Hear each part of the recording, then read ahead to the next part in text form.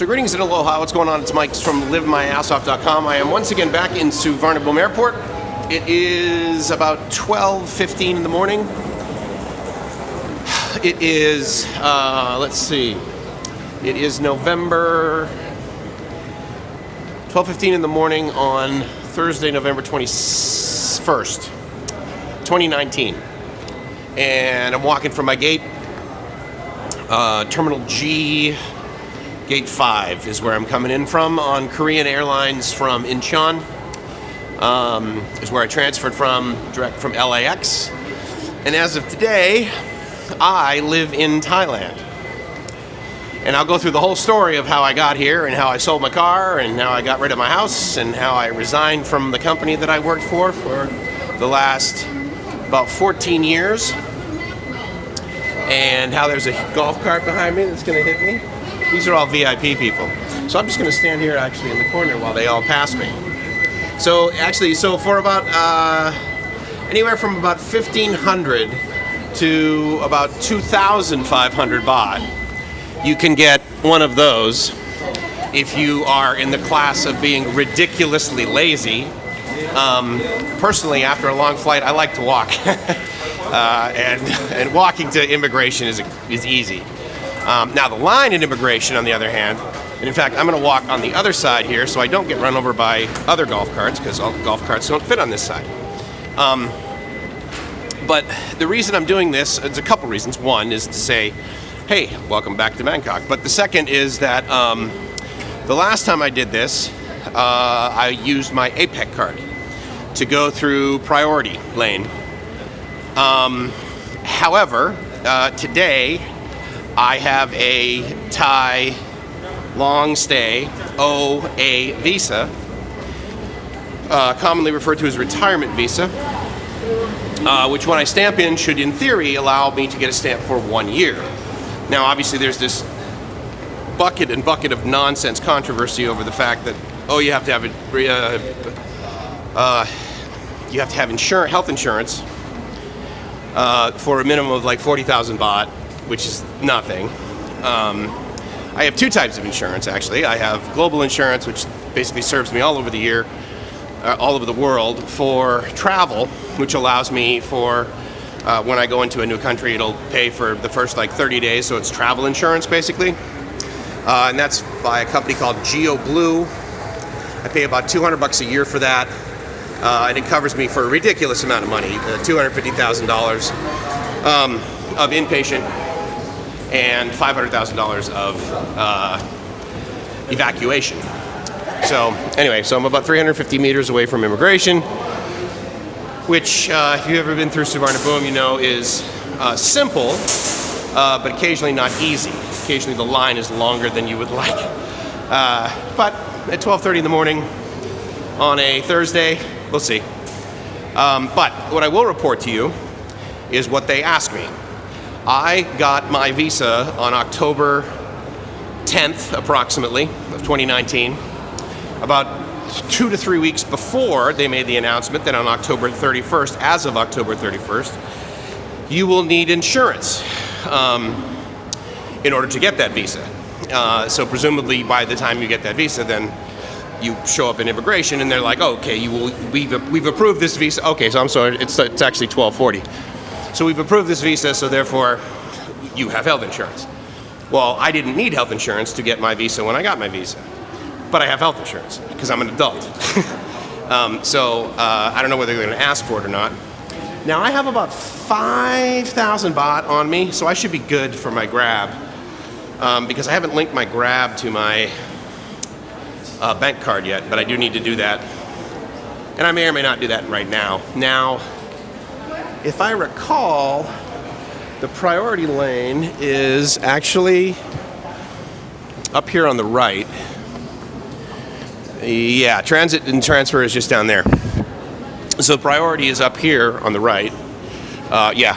Sorry. Priority is up here on the right next to visa on arrival. So if you're getting either of those, then just look for visa on arrival, because they don't really label priority lane. They expect you to know where it is if you have that type of privilege. which actually I'm not going to be able to use, and here's why. The premise behind the APEC business travel card is that you are here on business. The idea behind a retirement visa, and it says specifically on the OA visa, the long-term OA, long stay, 1-year multiple entry visa, you cannot, well, not permitted to work. So, you know, if I show up with my APEC card that says, hey, I'm here to do business. The other thing too is that with the APEC card, basically you get stamped in for 90 days. And I'm in no mood to get stamped in for 90 days. I want to get stamped in for a year and go through the process of reporting to immigration about every 90 days. By that I mean like every 85, effectively.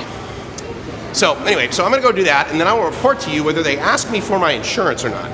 I have printouts of my Thai insurance, which I got through Pacific Cross, a very common policy that you've heard many YouTube vloggers discuss. I have one of those.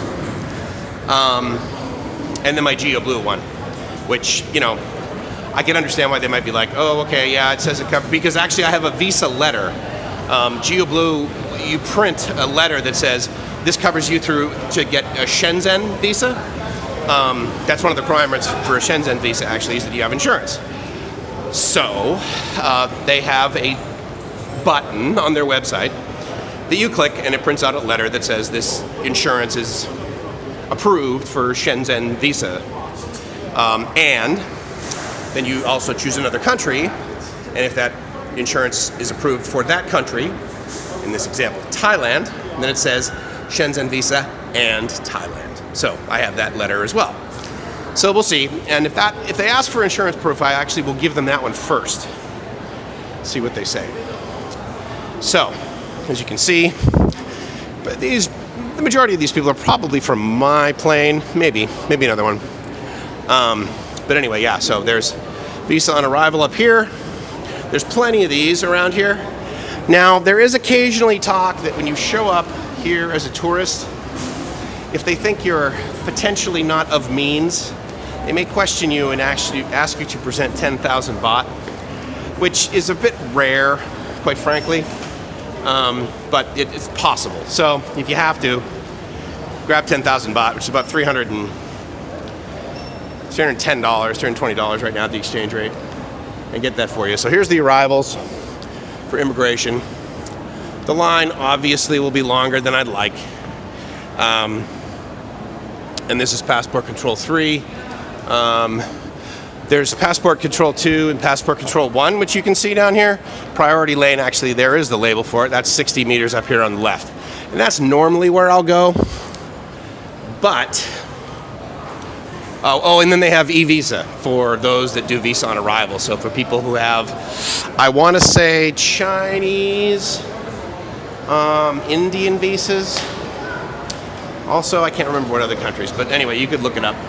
The point is that there are always a lot of people here, and those people will traditionally take quite a bit of time to do these visa on arrivals, because arguably it's a pain in the ass, but it's no real different than what I need to do when I go through into Vietnam. So here's the priority fast track lane, which is where I would normally go, and that's where you would go. That I would go for my APEC business travel card, and you can probably see way in there. The line is like 7 people, but again, it's a business travel card, so I'm not going to push it. But what I am going to do is I'm going to walk down to immigration number 1, and presumably there will be less people down there. So I'll go do that. Looks like there's another plane that unloaded at the other end. So. And that's pretty common. I mean, it's Bangkok, right? It's a giant airport. And there's millions of people that come here every year. And it's starting to become high season. And in about, probably about 2 to 3 weeks, it will be peak season, which means the number of people arriving will be 2 to 3 times what it is right now, especially if it's during the day and not in the middle of the morning. So, anyway, so there's immigration number 1 right here, as you can see. So I'll go up there and see what happens, and I'll report back. Took me about 10 minutes to walk that whole way. Talk to you soon. Ciao.